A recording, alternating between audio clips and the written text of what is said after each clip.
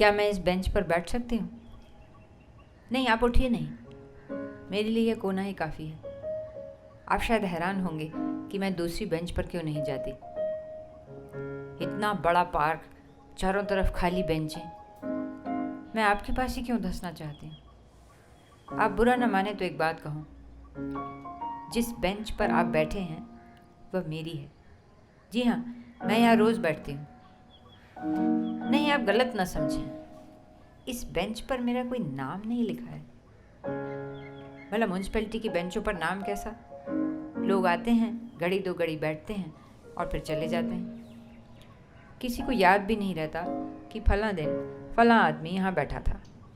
उसके जाने के बाद बेंच पहले की तरह ही खाली हो जाती है। जब कुछ देर बाद कोई नया आगंतुक आकर उस पर बैठता है तो उसे पता भी नहीं चलता कि उससे पहले वहाँ कोई स्कूल की बच्ची या अकेली बुढ़िया या नशे में धुत जिप्सी बैठा हो। नहीं जी, नहीं जी, नाम वहीं लिखे जाते हैं जहाँ आदमी टिक कर रहे। तभी घरों के नाम होते हैं या फिर कब्रों के। हालांकि कभी कभी मैं सोचती हूँ कि कब्रों पर नाम ना भी रहें तो कोई खास अंतर नहीं पड़ता। कोई जीता जागता आदमी जानबूझकर दूसरे की कब्र में घुसना पसंद नहीं करेगा। आप उधर देख रहे हैं, घोड़ा गाड़ी की तरफ। नहीं, इसमें हैरानी की कोई बात नहीं। शादी ब्याह के मौके पर लोग अब भी घोड़ा गाड़ी इस्तेमाल करते हैं। मैं तो हर रोज़ देखती हूँ। इसीलिए मैंने यह बेंच अपने लिए चुनी है। यहाँ बैठकर सीधे आंखें गिरजे पर जाती हैं। आपको अपनी गर्दन टेढ़ी नहीं करनी पड़ती। बहुत पुराना गिरजा है। इस गिरजे में शादी करवाना बहुत बड़ा गौरव माना जाता है। लोग 8-10 महीने पहले से अपना नाम दर्ज करवा लेते हैं। वैसे सगाई और शादी के बीच इतना लंबा अंतराल ठीक नहीं। कभी कभी बीच में मनमुटाव हो जाता है और ऐन विवाह के मुहूर्त पर वर वधू में से कोई भी दिखाई नहीं देता। उन दिनों यह जगह सुनसान पड़ी रहती है। न कोई भीड़, न कोई घोड़ा गाड़ी, भिखारी भी खाली हाथ लौट जाते हैं। ऐसे ही एक दिन मैंने सामने वाली बेंच पर एक लड़की को देखा था। अकेली बैठी थी और सूनी आंखों से गिरजे को देख रही थी। पार्क में यही एक मुश्किल है। इतने खुले में सब अपने अपने में बंद बैठे रहते हैं। आप किसी के पास जाकर सांत्वना के 2 शब्द भी नहीं कह सकते। आप दूसरों को देखते हैं, दूसरे आपको। शायद इससे भी कोई तसल्ली मिलती होगी। यही कारण है अकेले कमरे में जब तकलीफ दुश्वार हो जाती है तो अक्सर लोग बाहर चले आते हैं, सड़कों पर, पब्लिक पार्क में, किसी पब में। वहाँ आपको कोई तसल्ली न भी दे तो भी आपका दुख एक जगह से मुड़कर दूसरी तरफ करवट ले लेता है। इससे तकलीफ का बोझ कम नहीं होता, लेकिन आप उसे कुली के सामान की तरह एक कंधे से उठाकर दूसरे कंधे पर रख देते हैं। यह क्या कम राहत है? मैं तो ऐसा ही करती हूँ। सुबह से ही अपने कमरे से बाहर निकल आती हूँ। नहीं, आप गलत ना समझें, मुझे कोई तकलीफ नहीं। मैं धूप की खातिर यहाँ आती हूँ। आपने देखा होगा सारे पार्क में सिर्फ यही एक बेंच है जो पेड़ के नीचे नहीं है। इस बेंच पर एक पत्ता भी नहीं झड़ता। फिर इसका एक बड़ा फ़ायदा यह भी है कि यहाँ से मैं सीधे गिरजे की तरफ देख सकती हूँ। लेकिन यह शायद मैं आपसे पहले ही कह चुकी हूँ। आप सचमुच सौभाग्यशाली हैं। पहले दिन यहाँ आए और सामने घोड़ा गाड़ी। आप देखते रहिए, कुछ ही देर में गिरजे के सामने छोटी सी भीड़ जमा हो जाएगी।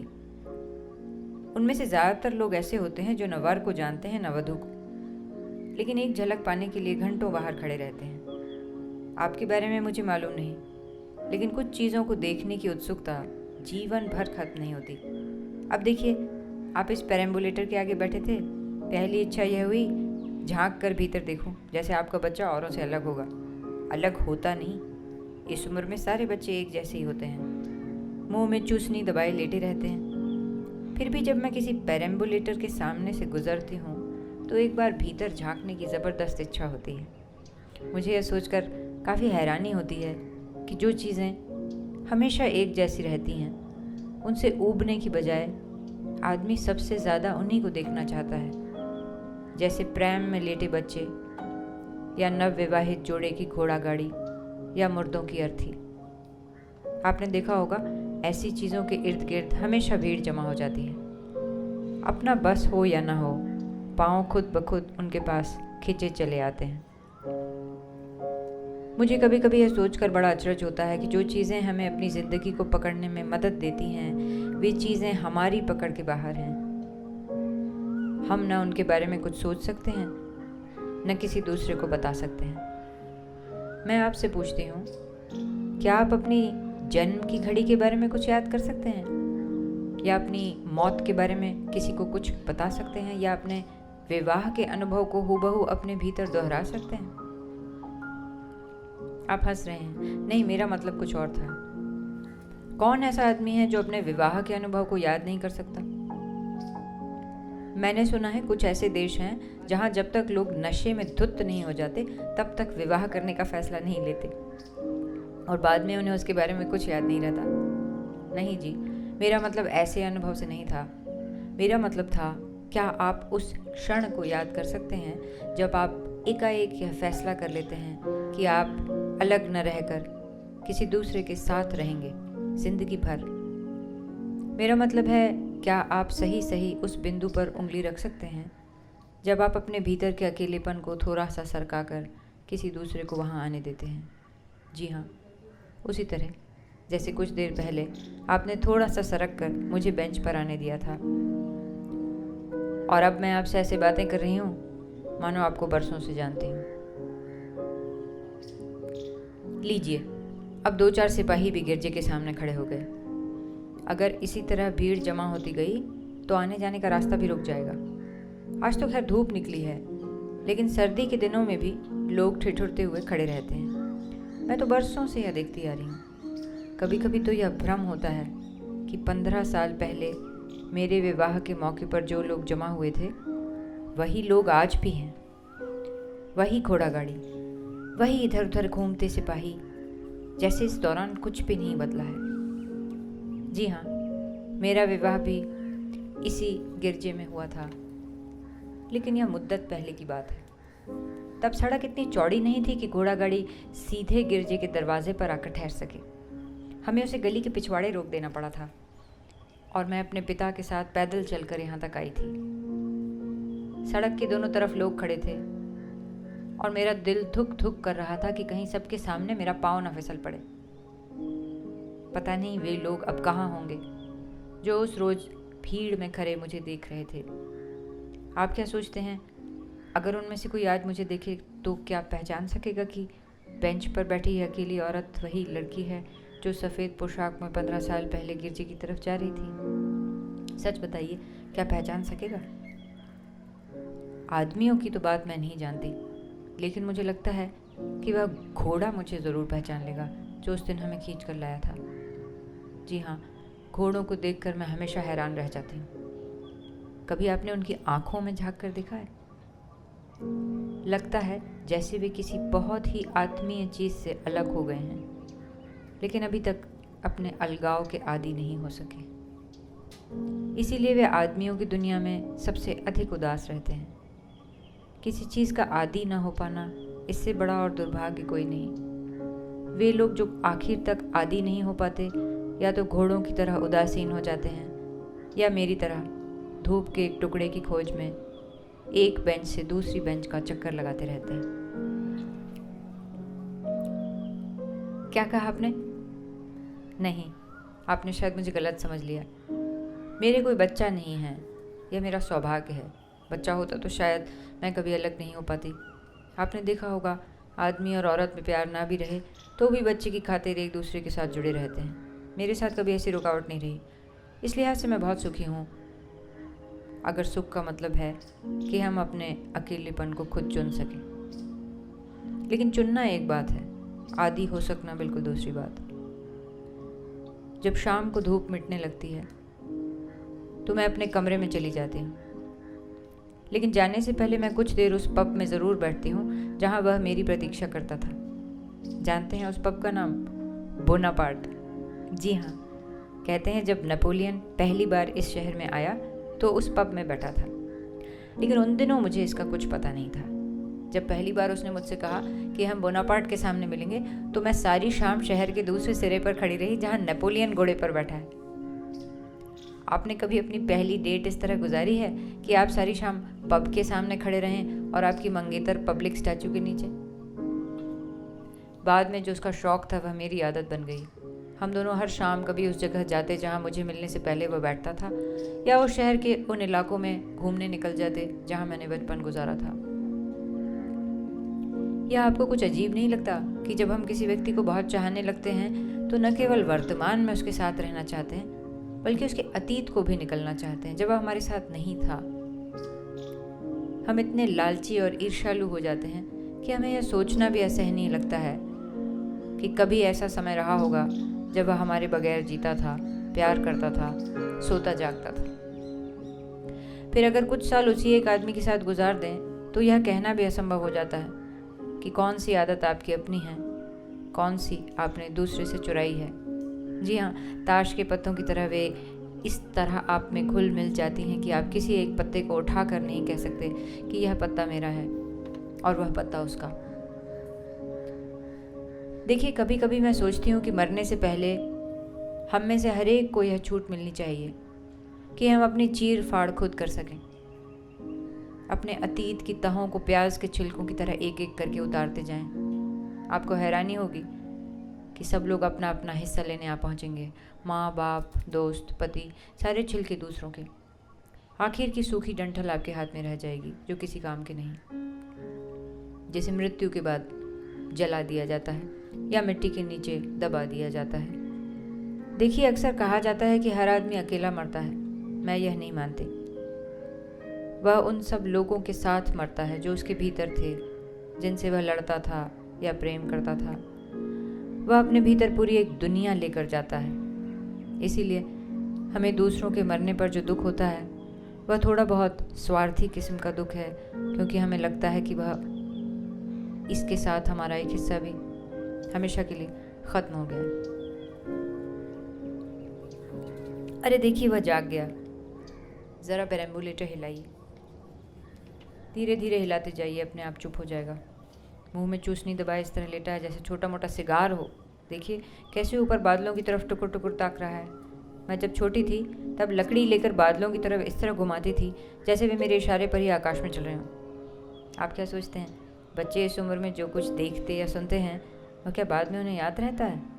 रहता ज़रूर होगा, कोई आवाज़, कोई झलक या कोई आहट जिसे बड़े होकर हम उम्र के जाले में खो देते हैं। लेकिन किसी अनजाने मौके पर ज़रा सा इशारा पाते ही हमें लगता है कि इस आवाज़ को कहीं हमने सुना है। यह घटना या ऐसी ही कोई घटना पहले कभी हुई है। और फिर उसके साथ साथ बहुत सी चीज़ें अपने आप खुलने लगती हैं जो हमारे भीतर अरसे से जमा थीं, लेकिन रोज़मर्रा की दौड़ धूप में जिनकी तरफ हमारा ध्यान जाता नहीं, लेकिन वे वहाँ हैं, घात लगाए कोने में खड़ी रहती हैं मौके की तलाश में। और फिर किसी घड़ी सड़क पर चलते हुए या ट्राम की प्रतीक्षा करते हुए या रात को सोने और जागने के बीच वे अचानक आपको पकड़ लेती हैं। और तब आप कितना ही हाथ पांव क्यों न मारें, कितना ही क्यों न छटपटाएं, वे आपको छोड़ती नहीं। मेरे साथ एक रात ऐसे ही हुआ था।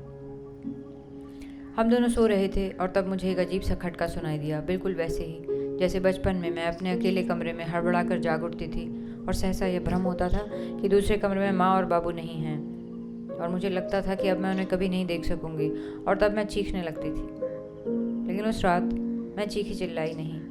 मैं बिस्तर से उठकर दहरी तक आई, दरवाज़ा खोलकर बाहर झांका, बाहर कोई न था। वापस लौटकर उसकी तरफ देखा, वह दीवार की तरफ मुंह मोड़कर सो रहा था जैसे वह हर रात सोता था। उसे कुछ भी सुनाई नहीं दिया था। तब मुझे पता चला कि वह खटका कहीं बाहर नहीं, मेरे भीतर हुआ था। नहीं, मेरे भीतर भी नहीं, अंधेरे में एक चमगादड़ की तरह वह मुझे छूता हुआ निकल गया था, न बाहर न भीतर, फिर भी चारों तरफ फड़फड़ाता हुआ। मैं पलंग पर आकर बैठ गई जहाँ वह लेटा था और धीरे धीरे उसकी देह को छूने लगी, उसकी देह के उन सब कोनों को छूने लगी जो एक ज़माने में मुझे तसल्ली देते थे। मुझे अजीब सा लगा कि मैं उसे छू रही हूँ और मेरे हाथ खाली के खाली वापस लौट आते हैं।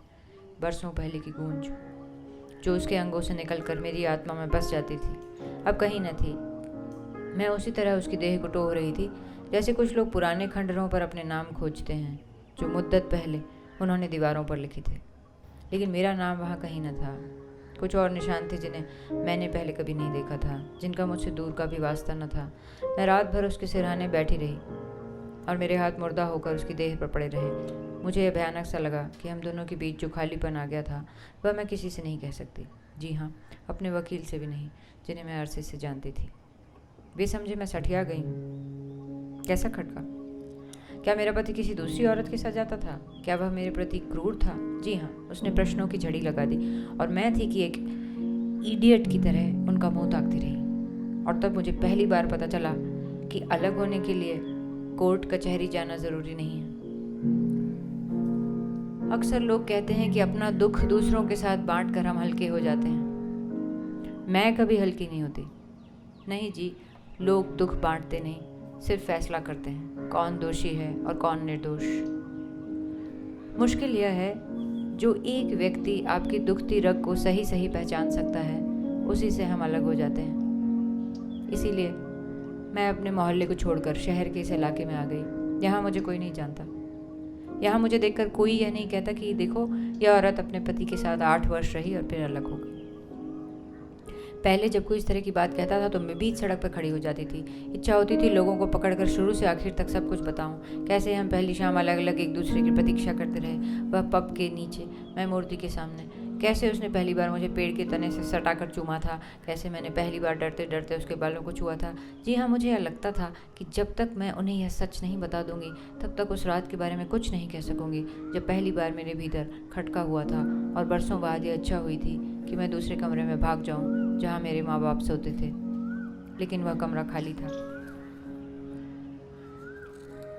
जी, मैंने कहीं पढ़ा था कि बड़े होने का मतलब है कि अगर आप आधी रात को जाग जाएं और कितना ही क्यों न चीखे चिल्लाएं, दूसरे कमरे से कोई नहीं आएगा, वह हमेशा खाली रहेगा।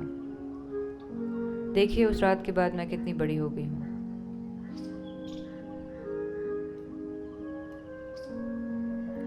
लेकिन एक बात मुझे अभी तक समझ में नहीं आती।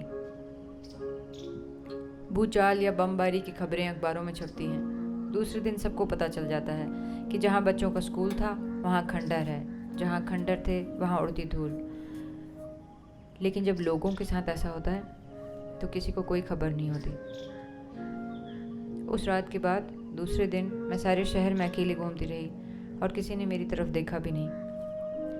जब मैं पहली बार इस पार्क में आई थी, इसी बेंच पर बैठी थी जिस पर आप बैठे हैं। और जी हाँ, उस दिन मुझे बहुत आश्चर्य हुआ कि मैं उसी गिरजे के सामने बैठी हूँ जहाँ मेरा विवाह हुआ था।